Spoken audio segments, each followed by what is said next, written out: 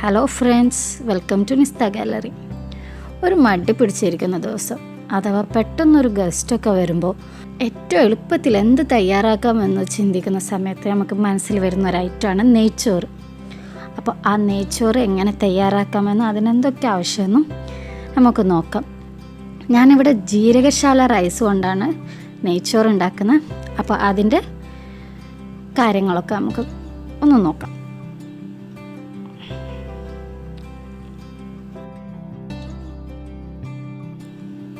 ഞാനിവിടെ 3 ഗ്ലാസ് അരിയാണ് എടുത്തിട്ടുള്ളത്. നമുക്കതൊന്ന് കഴുകി 10 മിനിറ്റ് സോക്ക് ചെയ്യാൻ വെക്കാം.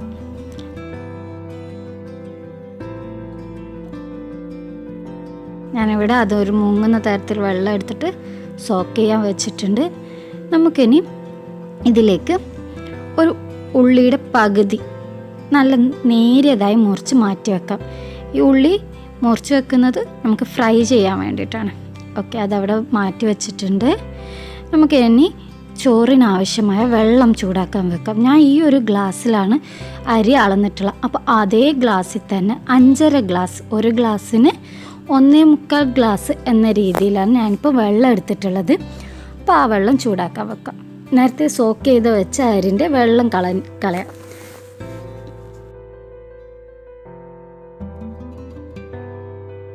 നമുക്കിതെങ്ങനെ കുക്ക് ചെയ്യുന്നതെന്ന് നോക്കാം. ഞാനിവിടെ ഒരു പാൻ വെച്ച് അതിലേക്ക് 4 ടേബിൾ സ്പൂൺ ഓയിലും 1 ടേബിൾ സ്പൂൺ ഗീയുമാണ് എടുത്തിട്ടുള്ളത്. ഓയിൽ സൺഫ്ലവർ ഓയിലാണ് ഞാൻ ഇവിടെ യൂസ് ചെയ്തിട്ടുള്ളത്. നമുക്ക് ഇനി ഇതിലേക്ക് ഉള്ളിയിട്ട് ആദ്യം ഉള്ളിനെ ഫ്രൈ ചെയ്തെടുക്കാം. ഓക്കെ, ഫസ്റ്റ് ഒന്ന് ഫ്ലെയിം കൂട്ടി വെച്ചാലും കുഴപ്പമില്ല. ഉള്ളിയുടെ കളറൊന്ന് മാറി വരുമ്പോൾ ഫ്ലെയിം കുറച്ച് വെച്ച് ഫ്രൈ ചെയ്തെടുക്കണം, ഇല്ലെങ്കിൽ പെട്ടെന്ന് കരിഞ്ഞു പോകും.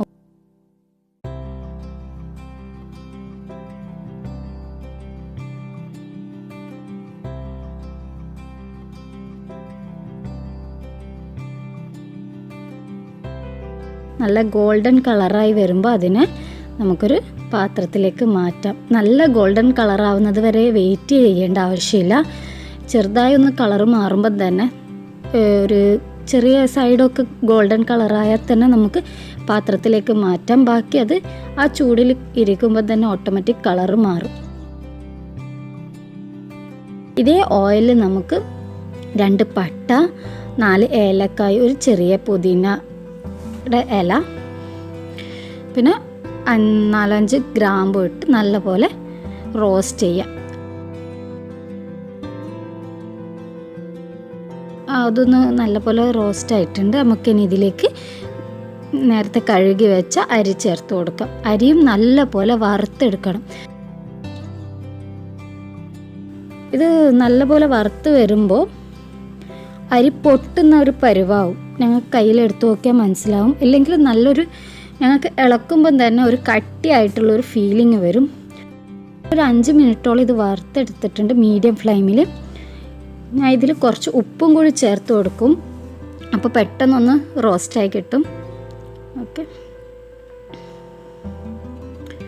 അപ്പം ഏകദേശം ഇത് വറന്ന് വരുന്നുണ്ട്. നമുക്കിനി ഇതിലേക്ക് വെള്ളം ഒഴിച്ചു കൊടുക്കണം. തിളച്ച വെള്ളം തന്നെ ഒഴിച്ചു കൊടുക്കണം. അതിനാണ് ഞാൻ മുന്നേ വെള്ളം ചൂടാക്കാൻ വെച്ചിട്ടുണ്ടായിരുന്നു. അത് നല്ലപോലെ തിളച്ചിട്ടുണ്ട്. നമുക്കിനി ഇതിലേക്ക് വെള്ളം ഒഴിച്ചു കൊടുക്കാം.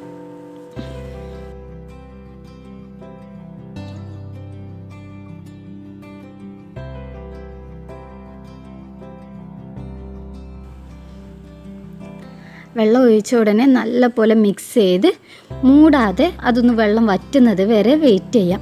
വെള്ളം ഒഴിച്ചതിന് ശേഷം നമ്മൾ കൂടുതൽ സ്പൂണിട്ട് ഇളക്കാൻ പാടില്ല. അപ്പോൾ അതിൻ്റെ അരി പൊട്ടാനുള്ള ചാൻസ് കൂടുതലാണ്.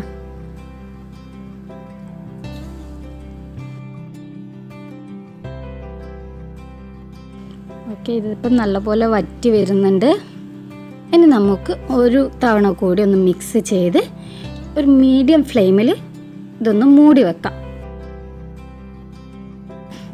ഒരു 3-4 മിനിറ്റോളം മൂടി വെച്ചതിന് ശേഷം നല്ലപോലെ വെള്ളം വറ്റിക്കാണും.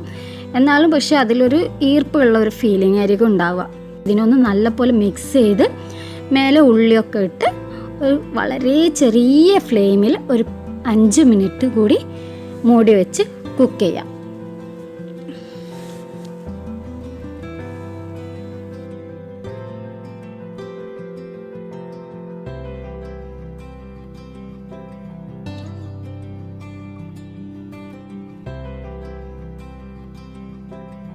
അപ്പോൾ നമ്മുടെ ചോറ് ഇവിടെ റെഡി ആയിട്ടുണ്ട്. നമുക്കിനി ഇതൊരു സെർവിങ് ഡിഷിലേക്ക് മാറ്റാം. ഞാൻ പറഞ്ഞില്ലേ, വളരെ എളുപ്പത്തിൽ തന്നെ നമുക്ക് തയ്യാറാക്കാൻ പറ്റുന്ന ഒരു ഡിഷാണ്. അപ്പോൾ ഞങ്ങളുടെ ഈ റെസിപ്പി നിങ്ങളെല്ലാവരും ട്രൈ ചെയ്ത് നോക്കണം. നിങ്ങൾക്ക് ഇഷ്ടമെങ്കിൽ ലൈക്ക് ചെയ്യാനും ഷെയർ ചെയ്യാനും മറക്കരുത്. Thank you for watching.